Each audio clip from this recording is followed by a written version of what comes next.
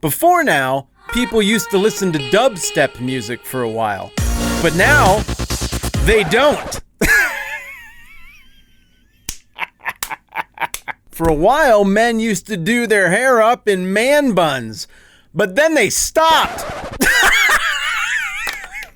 Do you get it? Speaking of which, remember MySpace? It's now less popular.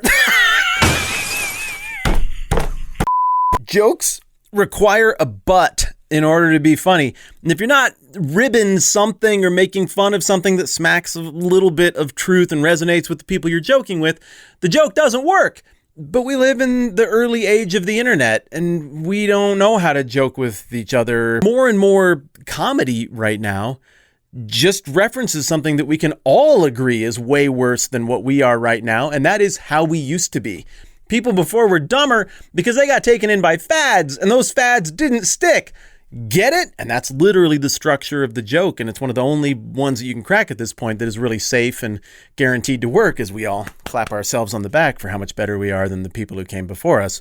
Because we're not into any fads right now. If we look at all of history, we can see that almost nothing stands the test of time. Most of the things that everybody rushes toward and clamors over and cries and chases after, it's very, very temporary. And then not only does it go away, but it very quickly goes from precipitous rise, wait for you, it'd be precipitous rise to boom, even less popular than it was before it started going up because there's the backlash thing that happens. In Luke chapter 6, we are running into something that has all the marks of a fad. Still, by the time we get to chapter 6, all we've seen in Luke's narrative is hints, is rumors about how big a deal Jesus might be.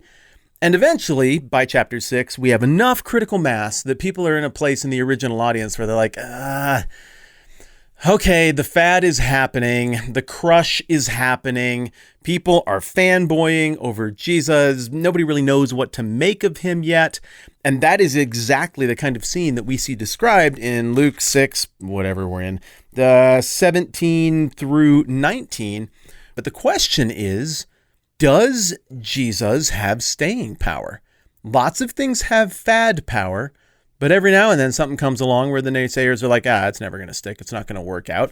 And then it turns out to be a huge deal forever that becomes an institution. Will Jesus bear the marks of the flash in the pan, or will Jesus bear the marks of something that could actually last? And the fact that we're talking about it now, 2,000 years after the fact, means that it probably wasn't a fad and that it did have staying power. And in this episode, we're going to talk about what that text says and why Jesus has staying power. I'm Matt. This is the 10-Minute Bible Hour. Remember Pogs? It's not funny. I'm going to stop doing that right now.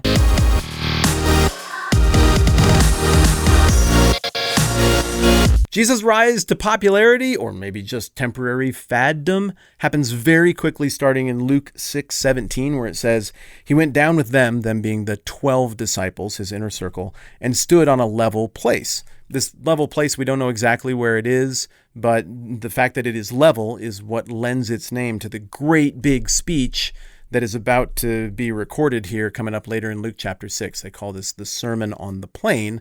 But over in Matthew chapters 5 through 7, you get a lot of the same material in something that historically has been called the Sermon on the Mount. Some people look at these two, Sermon on the Plain in Luke, Sermon on the Mount in Matthew, and say, it's the same exact event, but Luke just highlighted some different details than Matthew highlighted to serve their respective purposes.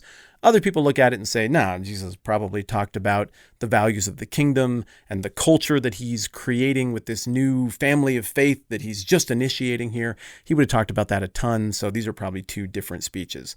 Whatever you make of that is just fine. What we know is that this giant, spontaneous festival, this event comes out of nowhere as people converge on Jesus somewhere in the region of Galilee here in Luke 6:17 and 18. And we see that three groups are present. Two are mentioned explicitly here. A third we figure out from the larger context is here. Group number one are the disciples. It says a large crowd of his disciples was there. Okay, so the disciples are a bunch of people who have decided that just based on the early returns, what they've seen from Jesus, he's legit and they are going to follow him. We know that within that large group of disciples, there is a smaller group of disciples who are kind of the inner circle, and that's the group who came off the mountain with Jesus at the beginning of this passage. Your James, John, Matthew, Peter, that crowd. So we got the in crowd on one shallow end of the distribution of all the people who are going to be showing up for these events. And then the big middle of the bell curve of this distribution, the second group of people who are there are the curious. People who've heard rumors about Jesus' teaching, his authority, his ability to heal, and it's gaining so much momentum that they just have to know what the fuss is all about. Maybe they're holding out hope against hope that Jesus could do something about their abiding problem that they haven't been able to figure out. Maybe they're holding out hope that Jesus can make some sense of this insane world that they live in where everything's divided and angry and no one seems to be able to cut through the noise. And I just like some sanity. I heard this guy has some sanity, that he's not some partisan stooge. Maybe people are showing up because they hope he has something different to say that feels different. But you got this big group of people who are there from all over the place who are showing up because they're curious. They have to know. And then, again, it's not spelled out in this immediate text, but the larger context tells us that there's a third group of people who are there, and these are the people who are really mad and angry and eventually are going to want to have Jesus killed.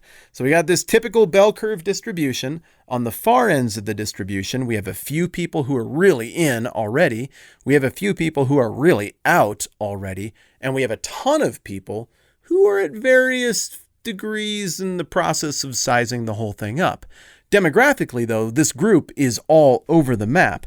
It says a great number of people from all over Judea and from Jerusalem and from the coast of Tyre and Sidon all showed up.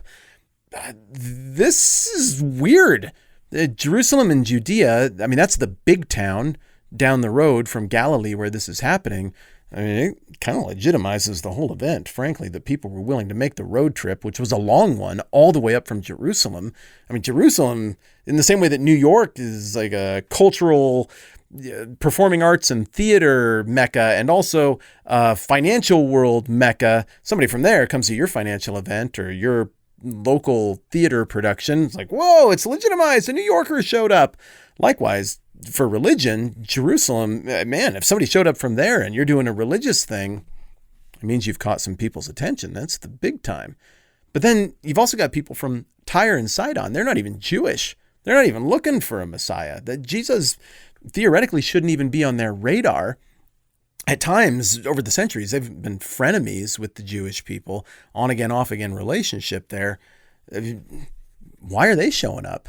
Well, as the next verses are going to indicate, I think they're showing up because they got a sneaking suspicion that all religion, all old gripes aside, all ethnic boundaries aside, that set of rumors sounds like something more than a fad. Whatever's going on there with this character, he said his name was Jesus. Okay, great. That sounds like it could actually be the real deal. And it's a long walk, but apparently a whole bunch of people decided they were going to make the road trip because this smacked of something transcendent. In verse 18, it says, all of these different people, paraphrases mine, who had come to hear him and to be healed of their diseases. Those troubled by evil spirits were cured. So there's three things that people are showing up for here. One is something that I think it's very difficult for our rational 21st century brains to comprehend, and that is the idea of some kind of spiritual intervention that was happening in people's lives. Some very smart people look at all of these references to demons and spirit possession in the Bible, and they're like, oh, that was a simpler time. Those people didn't get it as well. They meant mental illness. Other people look at that and they're like, the Bible describes something that looks a little bit different than mental illness. It looks like it's describing something that does involve a tiptoe into the spiritual world that is hard to understand, and that Jesus is somehow contending with actual spiritual forces. This isn't the conversation to debate out exactly what is meant by this, but the original audience believed that these spiritual forces were a real deal, and if they could cure it just by getting their minds straight or taking some herbs that made them think better, they would cure it that way. But they couldn't, so they made this long trip because they believed Jesus could do something about it, and they stuck around because we're only in chapter 6, and this book goes on for a lot longer, meaning that apparently he could do something about it, at least as perceived by the original audience. So we're dealing with spiritual affliction, whatever that means. We're also seeing that people are coming because they want to be healed of their diseases. But further, people came because they wanted to, well, it just says, hear him. I don't think they were coming because they wanted to hear a slick speech. Well, at the end of chapter 7 in the book of Matthew, you can flip over there and look at it for yourself if you want to. It says that the people were amazed by his teaching because he taught as one who had authority and not as their teachers of the law. The thing about this first century, very diverse audience is that they were a lot like us. Their world was divided. Their world was politically confusing. It was very tribal, and people got after each other, and screaming heads made truth. It had a lot of the same Orwellian hallmarks that our version of reality right now does. Speech was weird. Truth was weird. It was all tied up with power and control and other icky things. And in the same way that you and I are tired of where the conversation is at, tired of trying to wade through all of the screaming and yelling, so also these people in this original audience in the first century were tired of it. And then along comes this guy who articulates this manifesto in the Sermon on the Mount and here in the Sermon on the Plain of what a new community of faith could be like, what a new kingdom could be like, something truly different. And my guess is people got to the end and they were like, that didn't sound like a partisan hack trying to trick me into signing up for his team so his team could get more money or power. That sounded other. And I bet that was very, very appealing to them, as it is very, very appealing to us now. But he's talking about a supernatural kingdom, one that is greater than anything else. I guess he has to be able to back that up in order for people to continue to believe that he has that kind of authority. Just the rumors and myths and stuff that's floating around has prompted all kinds of different people to show up and say, not only do I think you are hinting at something that could solve all the problems, but I hear rumors, Jesus, that you have the ability to physically, supernaturally back it up and demonstrate that you might even have the authority and the power to realize, to initiate such a better version of reality. And so people came. People of all different mentalities came. And that, again, has the hallmarks of staying power. This is getting down to the deep water stuff, the level of your essence, of my essence, the profound questions that you and I ask and grapple with. He's touching on that stuff, and not just as a philosopher, but as a doer, someone who does wield tremendous authority and power. That doesn't look like a fad. That looks like staying power, and indeed, that's the way it's played out. It says, and all the people tried to touch him because power was coming from him and healing them all. So I picture this crush that looks very fad-like as people are like, this line, it's ridiculous. I'm never going to get to the front. Maybe I can just get a hand on his coat. And indeed, we see some details in Luke and again over in Matthew of that actually working at times. People just reaching out to be healed and touching the hem of his garment, and that somehow being efficacious. Now, in the next video we do on Luke, we're going to get into what the speech is actually about. What are the values of the kingdom? What is the culture of this new family of faith that Jesus is putting together here? The original audience would have had a bajillion questions about how this was going to shape up. The reader going through this for the first time should have a bajillion questions about how this is going to shape up. And even for those of you who've been around this for a long time, coming at it with a clear sense of what the context is should make that pop all the more for us as well. These values permeate society, religious society, a-religious society, and have for 2 millennia. Now, this is anything but a fad, even though at this moment in the unfolding of the narrative, it looks a little bit fad-ish. And as we break down what Jesus says in this first big public speech we get from him in Luke, I think we're going to have only a better sense of why this has staying power and was not something cheap and quick that went away and was forgotten. If you like conversations like this, but you would like them to happen more often, and again, without having to look at my face, a great way to do that would be to jump onto the daily podcast that I do.